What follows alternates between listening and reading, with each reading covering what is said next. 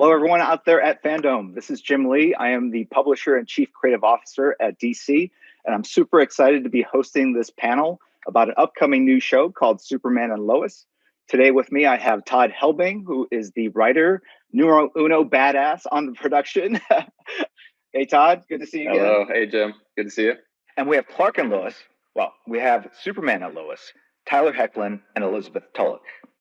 Welcome. Thanks. I'm excited. Yeah, it's good to be here. Yeah, so let's just jump into it. We got a lot of questions. I have my own personal questions as a huge fan of the show, of the characters, and then I believe some fans are going to ask some questions. You guys actually might be asking each other some questions here at the end too. So everyone will get a participation medal at the end. So anyway, so Superman was obviously the first superhero, and he's had some amazing TV shows over the years. As a kid, I watched the George Reeves black and white Superman one where he kind of jumped out of a window onto a mattress on the other side. Yeah. And obviously there have been shows since then. Todd, can you talk a little bit about how this show is going to be different from previous incarnations, adaptations, what you're doing differently that hasn't been done before, and just kind of, tease it out a little bit? I know you can't share too much right now. The main way that we're going to make this a little different is that Clark and Lois are married in this version. And they're not only married, they have two teenage boys. Yes, these guys look way too young to have teenage kids. Yeah, well, we lean into that because Clark Kent does not really age that much. You gotta look close, but the grays are coming in. They're there. Don't worry, they're there. Yeah, when Tyler's gonna be shaving, he's been clean shaven every no. But yeah, I think as a father, who happens to have two boys, that felt like a really great way to bring in some personal experience and just to tell really a story that is as grounded as it can possibly be to have Superman in it. And as a couple, we really get to lean into Clark and Lois not being Superman and the most or famous journalists in the world, but really as parents, like what is that like when you have jobs like that, which can really a lot of people can relate to nowadays, to a lot of families that have two working parents, and all the complexities and difficulties that come with having jobs like that. And then with two boys, how, as parents, speaking from experience, my boys are wildly different. And so we wanted to present two kids that had completely different skill sets. And how do you deal with that as parents? And I don't know if you can, or if you feel comfortable revealing this just yet, right? But there's a reason where in which Clark and Lois moved back to Smallville. That's a big piece of. Yeah, I'm not going to give a reason yet, but the story of Superman has taken place in Metropolis for very long. Obviously, there was a Smallville series, but I came from a small town in the Midwest, and the town that I grew up in had a business leave that sort of affected everybody in the town, and the town started to slowly dry up, and it felt very current with recent years after 2008. So we wanted to tell a story where you have the parents, after this tragic event happens, move back to Smallville and really find that it's easier to raise kids maybe in a place where life isn't so hectic as it is in Metropolis. Let's talk a little. I have a really nerdy question, right? So at the end of the crisis on Infinite Earths, they basically brought Superman and Lois into Earth Prime with all the other characters. What role is that going to play in your future telling, in your future storytelling? Well, for all the fans that watched, at the end of the last or the beginning of the last crossover, Clark and Lois had a little infant boy named Jonathan, and the worlds merged and everything gets rewritten. And the end of the crossover is Lois calling Clark saying that he has to get home because there's a problem with the boys. So we took crisis as an opportunity to really age up and change things for them as parents, age up the boys, or create two boys, fraternal twins, and make them teenagers when things really get complicated for parents. So I think just crisis in general really gave us an opportunity to start with a blank slate and tell, tell the story in a way that we couldn't have otherwise. Tyler, Bitsy, how do you guys feel like, before you're Superman, you're the ultimate hero, right?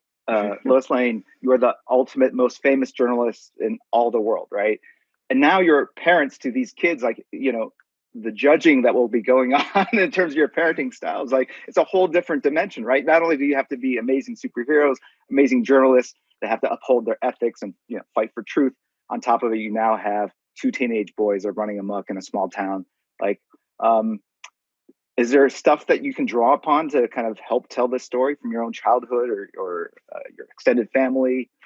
Well, I mean, I am a mom. I have a 17-month-old, and I feel like she's already judging me on a daily basis. So I'm just kind of used to it. She's a big fan of my husband right now in particular. She's definitely a daddy's girl. But I do think that it's one of the things, especially about Lois, is that she doesn't really compromise her sense of self or her goals. And so I think one thing that I think she butts up against, and obviously Superman does too, is being really dedicated to our careers and our jobs, because we're doing this for good and we believe in what we're doing. And Lois wants to change the world with words, and Superman does it with his power. But also, how much is that alienating and our kids, and how good can you really be at your job if you have two teenage boys who are hormonal and who each have very disparate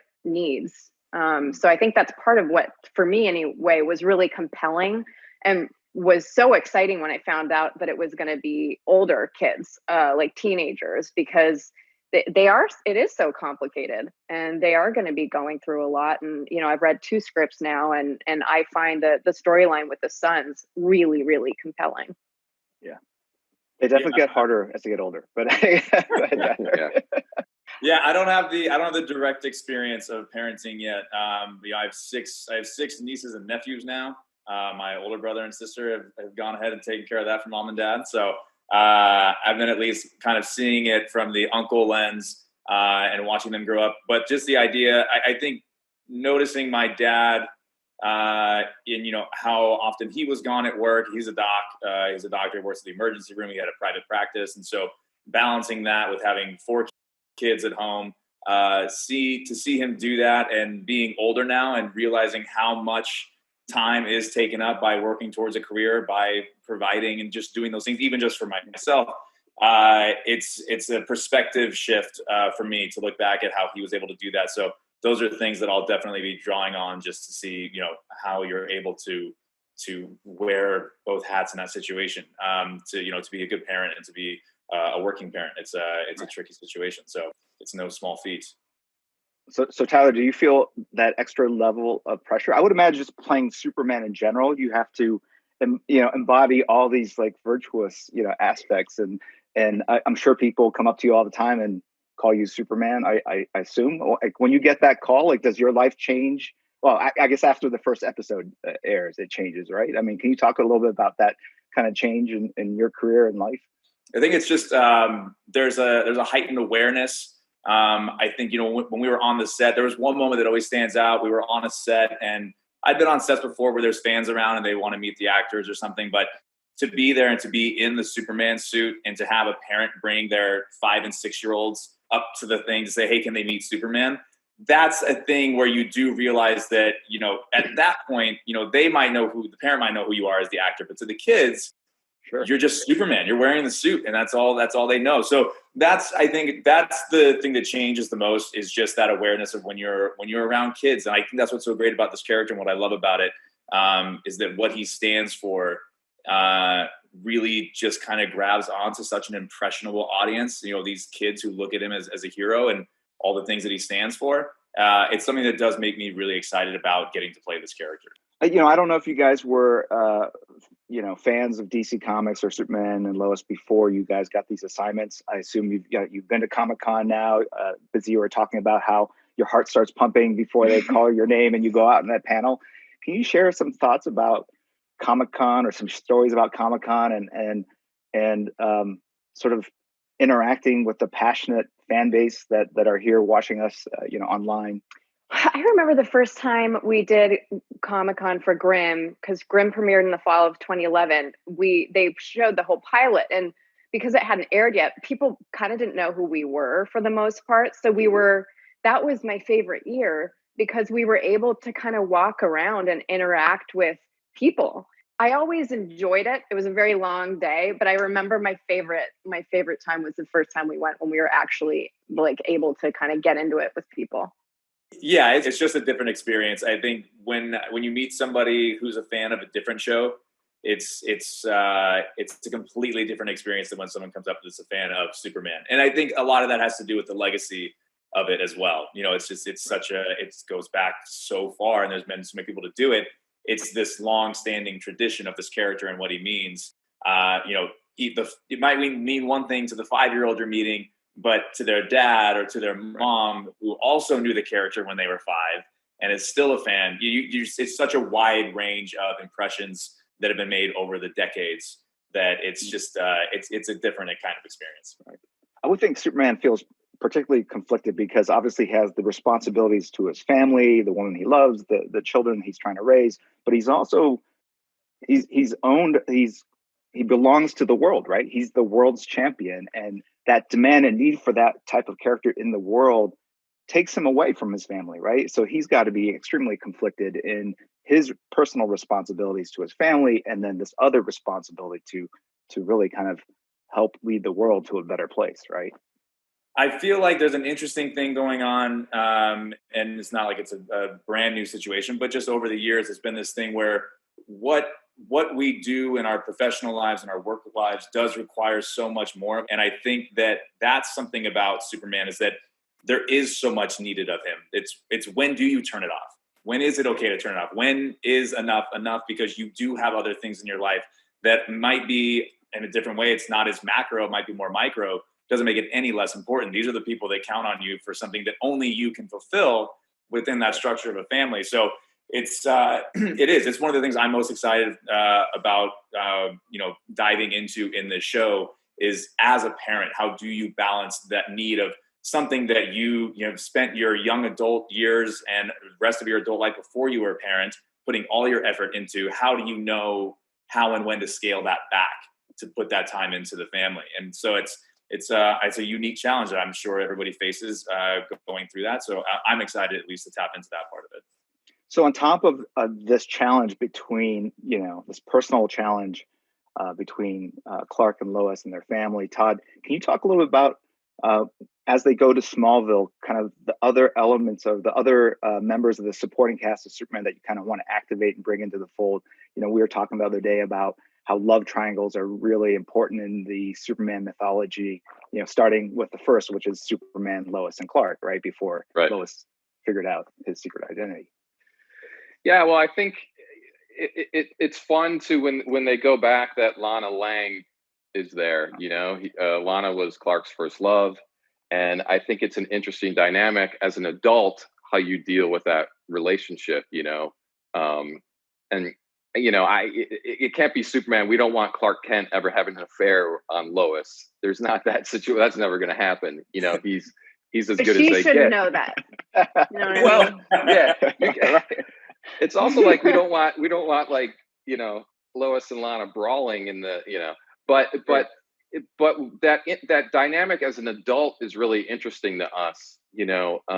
Those feelings are impossible to ignore. And I think that's a real thing for some people, especially when kids are involved. And then to see her husband and her kids and that dynamic, there's a couple characters that we invented. Kyle Cushing, her husband, and Sarah Cushing, who gets sort of wrapped up with the boys, and then they have their own love triangle. And then a character that I think is really interesting is General Lane, Lois's father, and his relationship with the two of them. He sees Superman as he's a very military guy. So he sort of looks at Superman like his soldier.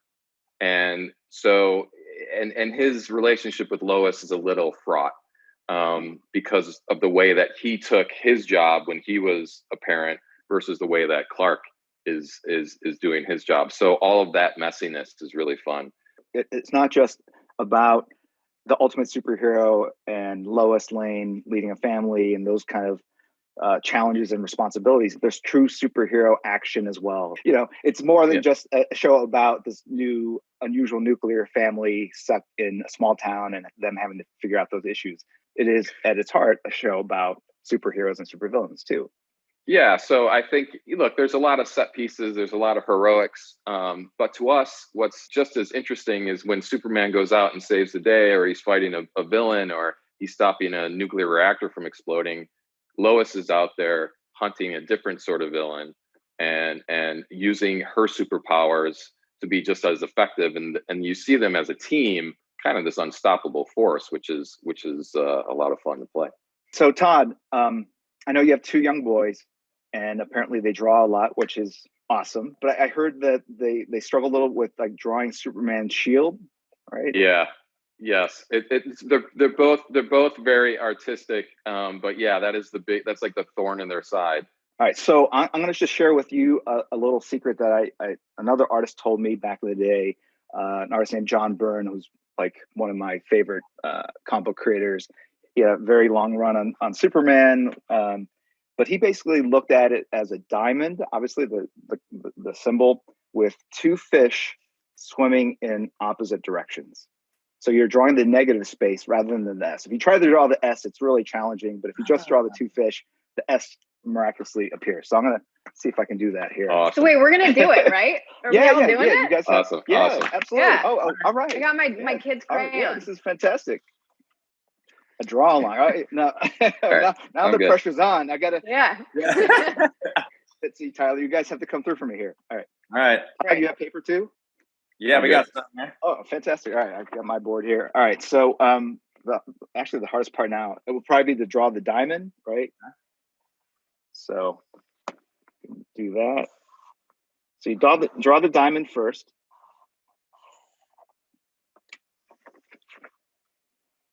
Yeah. It's okay. All right. Okay. And now Sure. here's the part. You draw a fish, and then you draw the other fish. All right. Okay. So, and then right above that fin, you draw like a little diamond shape there. Oh my God, mine's so bad. And another little diamond underneath that bottom fish. Okay. Right. Is that it? Is that the thing? So this is the starting point. Obviously, it's not quite the S symbol, but what it gets you to is a point where you go, okay, now I can see that S, right? And so if I'm doing this in pencil, you come all the way down here and you just basically hook it up like that, right? And then this S, it actually goes like this, right? I should have brought an eraser. Like a better eraser. I'm drawing with a Sharpie. So I'm just going to fill this in so you can kind of see the S kind of appear. They actually look more like whales than fish. This top one looks more like a whale. That look pretty close. Oh, and then another little line goes up here. Okay. There. Okay, hang on. Almost there. I'm so curious to see what you guys have drawn. It really helps mentally to think about the negative shapes rather than the S that you're drawing itself. This is embarrassing.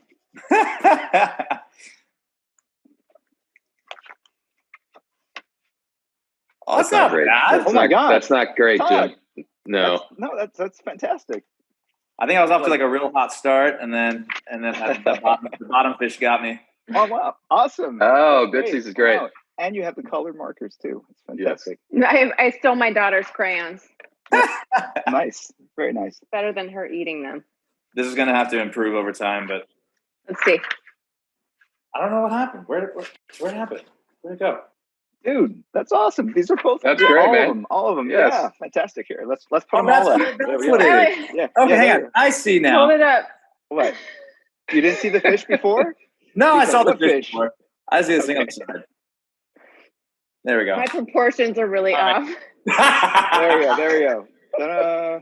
Tyler, There we your bottom one's like a little guppy. I don't know what it's doing. Yeah. I don't Little know what it's goldfish. doing. Right. All right, So go if you know team. this, every time you see the Superman symbol, it's hard not to see the fish instead of the S. Anyway, but hopefully kids and fans all around the world will be sitting down trying to put this all together, and hopefully they can share some of this on social. All right, so Todd, we have some fan questions. What Superman story stood out the most to you that made you want to play these characters? Was there a seminal moment where you were first introduced to the Superman mythology that made you a Superman or Lois or DC fan? You know, it's funny. It's not that there's like one particular moment. I've never seen the TV shows. I've seen snippets of it, but I've never seen I worked with Erica Durance last year. She's amazing. I love her, but I haven't seen Smallville. I've seen the Christopher Reeve films with Margot Kidder.